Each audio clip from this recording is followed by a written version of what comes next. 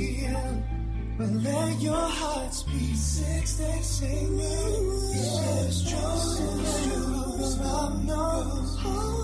Joe's Mango's love knows. It's Joe's Mango's love knows. Magandang araw sa inyong lahat and welcome to our first ever Dear Joe episode. Excited ako today dahil for the first time in this video, I will officially reveal the real story behind Lovenotes. Paano nga ba ako nag-start as a DJ and how Lovenotes came to life and evolved to become one of the most endearing programs in Philippine media. Sa lahat na naging bahagi ng programang ito, join me as I take you to a trip down memory lane. Don't forget to like, subscribe, and hit the bell button so you can be updated with our latest Dear Joe stories. This program is brought to you by Urban Concepts, furniture for everyday living.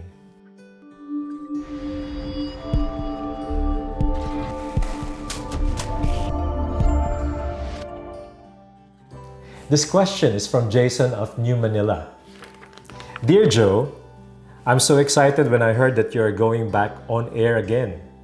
Lumaki akong nakikinig sa programa mo, and I've always been an avid follower of Lovenotes. I know you have answered this in many of your interviews, but I just want to ask you, how did you start in radio? And where did you get your name Joe the Mango? At paano nga pala nag-start ang Lovenotes sa 89.9?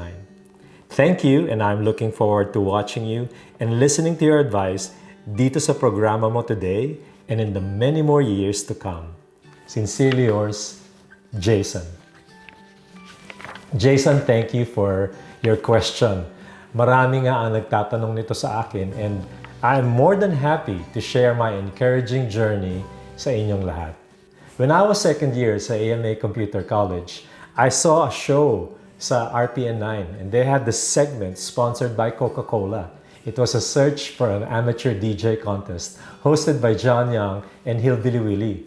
Sabi ko sa sarili ko, lalakasan ko yung loob ko at magbabaka sakali ako if I can pass the audition. So I went to Broadcast City sa Tandang Sora and pumila ako alongside sa pila ng Itbulaga. I passed the audition at nagbigyan ako ng slot for the weekly finals. I remember talagang kinareer ko tong contest na to until I made it to the Grand Championship. Naalala ko pa yung winning song ko, Get Into the Groove ni Madonna. One of the judges noon was Burning Bernie of DWBL-AM. It was one of the most popular AM stations nung time na yon. And right after the show, tinanong niya ako kung gusto ko raw mag-work in a real radio station. Siyempre, without any hesitation, sabi ko, yes. That was the start. My official radio career started in October 1985. I was 19 years old noon and was using the radio name Roland Dees. A few months after, during the 1986 February Revolution, 89.9 WTM was born. I was laterally transferred. Medyo na-promote po to our new FM station located at the Philcomsen building in Ortigas. Sabi ng mga senior DJs, kailangan nilang palitan yung pangalan ko daw para mas madali tandaan. So Jason, ito yung sagot sa question mo kung saan galing ang pangalan ko. The name Joe the Mango was taken from the name Joe DiMaggio. He was a famous baseball player in the late 50s at siya rin ang second husband ni Marilyn Monroe. Nilocalize nila yung pangalan ko kaya ginawa nilang The Mango yung DiMaggio. So I became officially known as Joe the Mango noong February 1986. This was a picture of our first booth on the 18th floor of the Philcomsen building. Wala na siya ngayon, but it used to be right in front of Meralco and Robinson's Galleria.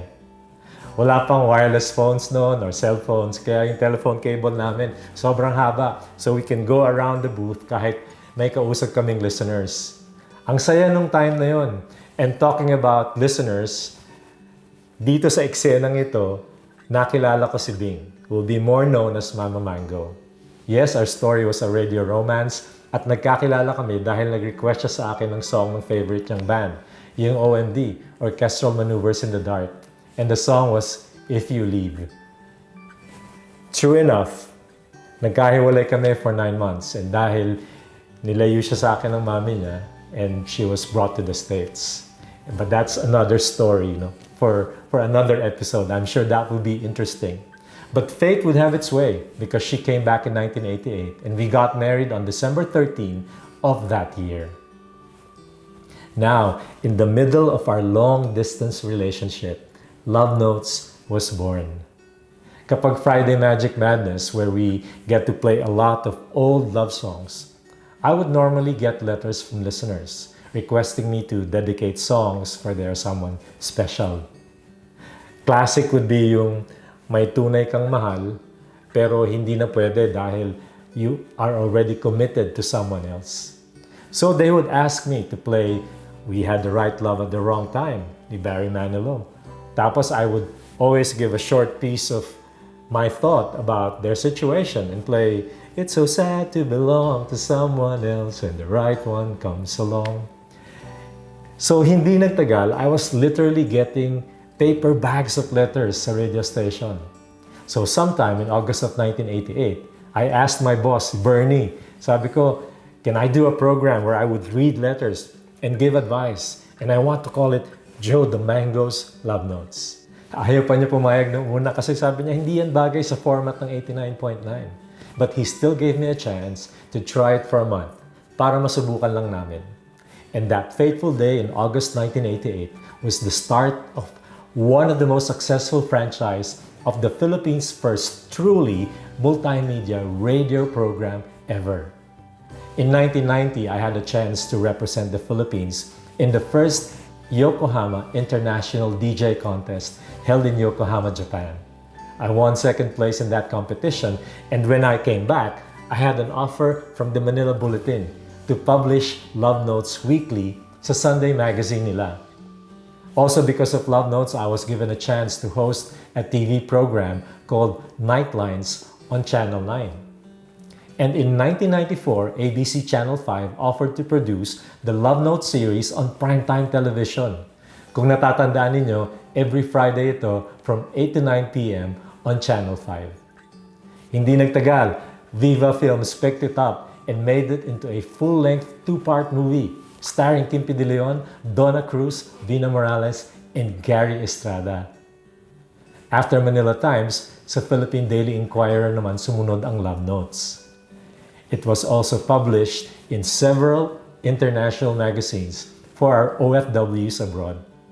And Universal Publishing also released several volumes of the popular Love Notes pocketbook series that were sold at National Bookstore. After that, Sterling Publications released several issues of the illustrated version of the Love Notes in comics form. And then, PLDT made the campaign to offer Love Notes as a premium 1-800 service kung saan pwede ka tumawag para humingi ng live love advice through the phone. Ito ang tawag ng Pag-ibig campaign with matching prepaid cards pa yan. Hindi rin lumayo ang Love Notes sa mga bumabiyahe sa LRT kasi lumalabas din ito weekly sa Inquirer Libre. And then, BMG Records also came out with 3 Love Notes albums that featured all-time favorite Love Notes theme songs that I play on the radio. The first was Love Is All That Matters, followed by Feeling Blue and Soul Seduction. In 2010, bumalik ako sa TV5's Radyo 5 for our live Love Notes program. And in 2012, nagkaroon din ng midnight program ng Love Notes sa DZMM Teleradyo na napapanood worldwide through the TFC network. And in November of 2015, bumalik ang Love Notes sa Magic 89.9 for a short while for their anniversary special. Recently, I was privileged to receive a star in the Eastwood Walk of Fame with some of the Philippines' leading TV news personalities and celebrities, like the Tulfo brothers, si Anthony Taberna, Karen Davila, Solen Yusaf, at marami pang iba. And there you have it, Jason, a 30-year snapshot of the evolution of the program Love Notes.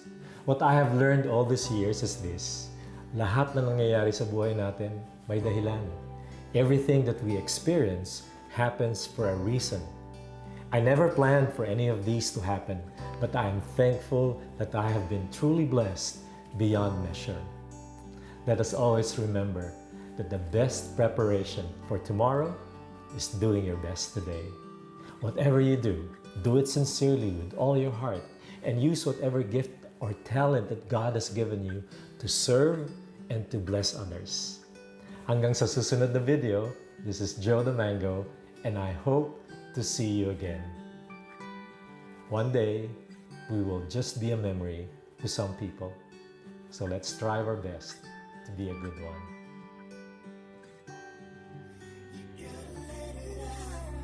No matter what you're going through, yeah. I know how you feel. I know it's hard to reveal, but let your heart speak. 6 days singing. Yes, true. I know. True.